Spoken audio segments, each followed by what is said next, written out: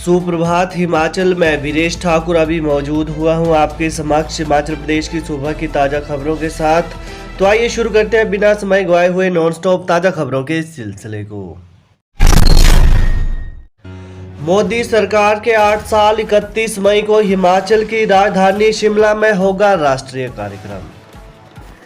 केंद्र में मोदी सरकार के 8 वर्ष का कार्यकाल पूरा होने का राष्ट्रीय कार्यक्रम राजधानी शिमला में 31 मई को मनाया जाएगा। प्रधानमंत्री नरेंद्र मोदी सहित सभी केंद्रीय मंत्री और भाजपा के वरिष्ठ नेता कार्यक्रम में शिरकत करने शिमला आएंगे। वहीं राजधानी शिमला के ऐतिहासिक रिज मैदान में इसका आयोजन होगा। राष्ट्रीय कार्यक्रम की मंजूरी मिलते ही प्रदेश सरकार तैयारियों में जुट गई है। इसके अलावा भाजपा चुनावी वर्ष में हिमाचल प्रदेश का सियासी पारा पूरी तरह से गरमाने की तैयारी में है। पुलिस का खुलासा, हरबीर व परमजीत ने ही लगाए रोपड़ और धर्मशाला में खालिस्तान के झंडे। रोपड़ सचिवालय और हिमाचल प्रदेश के धर्मशाला के तपोवन विधानसभा के मुख्य गेट पर खालिस्तान के पोस्टर और झंडे हरबीर और परमजीत सिंह पम्मा ने ही लगाए थे। पिछले कल रोपड़ के एसएसपी डॉक्टर संदीप गर्ग ने प्रेस कॉन्फ्रेंस में इसका खुलासा किया है। वहीं तपोवन में 7 मई की रात झंडे लगाए गए थे। एसएसपी ने कहा कि हिमाचल प्रदेश पुलिस ने रोपड़ पुलिस के सहयोग से मोरिंडा निवासी हरबीर सिंह को गिरफ्तार कर लिया है, जबकि रुड़की हीरा निवासी पम्मा फरार है। सेहत से खिलवाड़, हिमाचल में तैयार मलेरिया, शुगर, दस्त, बुखार समेत 8 दवाओं के सैंपल फेल। हिमाचल प्रदेश की दवा मानकों पर खरी नहीं उतरी। मलेरिया, एसिडिटी, एलर्जी, बुखार, शुगर, दस्त और विटामिन डी की दवाओं के सैंपल फेल हुए हैं। इनमें सोलन जिले की 6 और सिरमौर की 2 दवा कंपनियों ने ये दवाएं तैयार की हैं। केंद्रीय औषधि मानक नियंत्रक संगठन के अप्रैल के ड्रग अलर्ट में यह सैंपल मानकों पर सही नहीं उतरे हैं।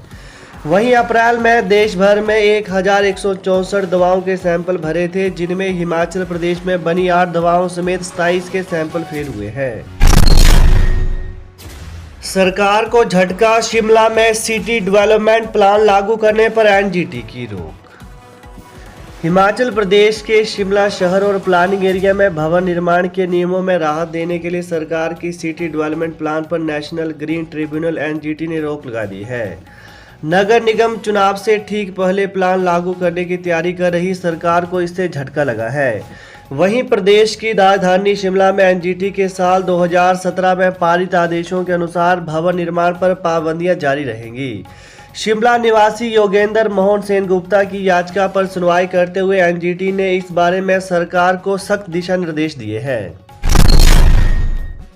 8वीं मौत, जांबला के प्रदीप ने घर में तोड़ा दम, आज होगा पोस्टमार्टम। हिमाचल प्रदेश के मंडी जिले के सुंदरनगर उपमंडल के सलापड़ में पेश आए जहरीली शराब मामले में एक और व्यक्ति की मौत हो गई है। इस मामले में पहले ही 7 लोग दम तोड़ चुके हैं, लेकिन अब एक और व्यक्ति की मौत हो गई है। मृतक की पहचान ग्राम पंचायत जांबला के घुराना के दिलीप कुमार के रूप में हुई है।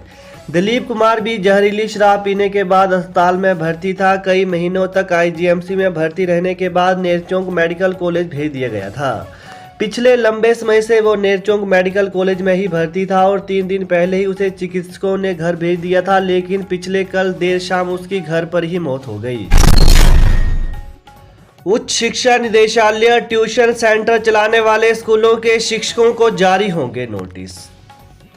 हिमाचल प्रदेश में ट्यूशन सेंटर चलाने वाले निजी स्कूलों के शिक्षकों को नोटिस जारी किए जाएंगे।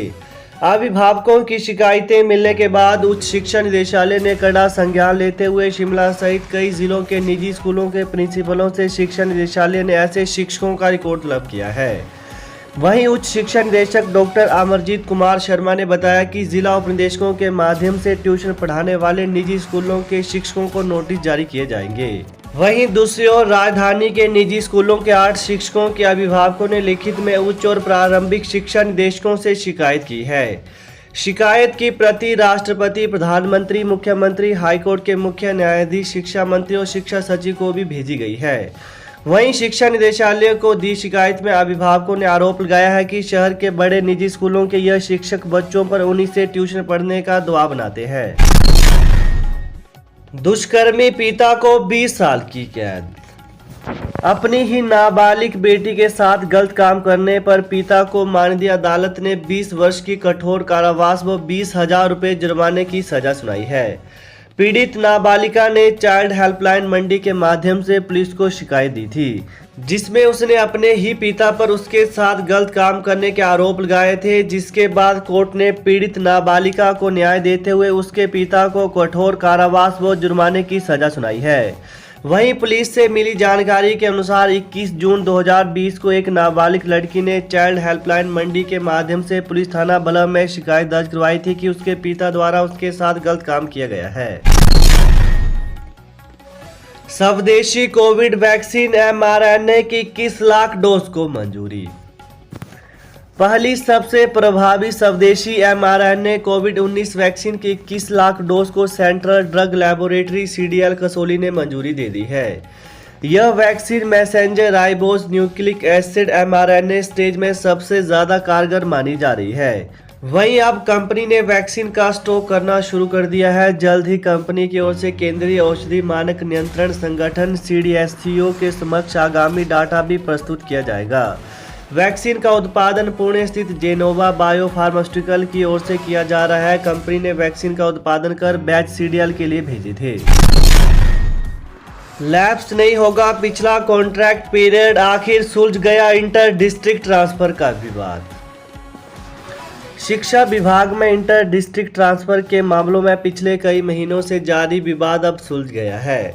शिक्षा विभाग द्वारा कॉन्ट्रैक्ट पीरियड पर दोबारा से मामला उठाए जाने के बाद अतिरिक्त मुख्य सचिव कार्मिक विभाग प्रबोध सक्सेना ने यह बात मान ली है और अब अपनी सिफारिश के साथ फाइल मुख्यमंत्री कार्यालय भेज दी है। इससे पहले इस पॉलिसी पर फैसला कैबिनेट में हुआ था, इसलिए मुख्यमंत्री को इसकी जानकारी देना जरूरी था। यदि मुख्यमंत्री कार्यालय से अभी फाइल पर मंजूरी मिल गई तो कैबिनेट से संशोधन बाद में अप्रूव करवाया जाएगा।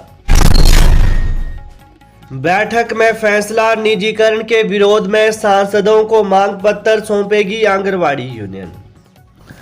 आंगनवाड़ी वर्कर और हेल्पर यूनियन की राज्य कमेटी की बैठक में कई मुद्दों पर चर्चा की गई। प्रदेश अध्यक्ष नीलम जसवाल की अध्यक्षता में शिमला में बैठक हुई। बैठक में निर्णय लिया गया कि यूनियन का राज्य सम्मेलन 10-11 सितंबर को कांगड़ा जिले के पालमपुर में किया जाएगा। इसमें 220 प्रतिनिधि भाग लेंगे। यूनियन अध्यक्ष नीलम जसवाल और महासचिव वीना शर्मा ने कहा कि यूनियन केंद्र सरकार की नीतियों के खिलाफ आंदोलन तेज करेगी। वहीं जसवाल ने कहा कि यूनियन मांगों को लेकर 10 से 17 जून के मध्य हिमाचल प्रदेश के 7 लोकसभा और राज्यसभा सांसदों को मांग पत्र सौंपेगी। इसके अलावा यूनियन की मांग है कि आंगनवाड़ी कर्मी 11 जुलाई को प्रदेश भर में मांग दिवस मनाएगी। यूजीसी पे स्केल न मिलने से उखड़े प्रोफेसर, राज्य सरकार को दिया अल्टीमेटम। हिमाचल प्रदेश के 140 डिग्री कॉलेजों में कॉलेज प्रोफेसर्स ने यूजी परीक्षाओं के मूल्यांकन का काम रोक दिया है। इसका कारण यह है कि प्रदेश सरकार की ओर से इन कॉलेज प्रोफेसर्स को यूजीसी स्केल नहीं दिया जा रहा है, जिसके विरोध में अब कॉलेज प्रोफेसर आंदोलन पर उतर आए हैं। वहीं इन कॉलेज प्रोफेसर ने यूजी परीक्षाओं के मूल्यांकन का काम सभी कॉलेजों में रोक दिया है। इसके साथ ही उन्होंने प्रदेश सरकार को 7 दिन का अल्टीमेटम भी दिया है। इन 7 दिनों के भीतर यूजीसी पे स्केल को लागू करने की मांग की जा रही है। कॉलेज कैडर यूनियन के प्रदेश अध्यक्ष रामनाथ शर्मा का कहना है कि पिछले 6 माह से वे लगातार मुख्यमंत्री और अन्य अधिकारियों को ज्ञापन सौंप रहे हैं। तो ये थे आज सुबह के मुख्य समाचार। तो ताज़ा खबरों को पाने के लिए चैनल को जरूर सब्सक्राइब करें। Thanks for watching. जय हिंद, जय हिमाचल।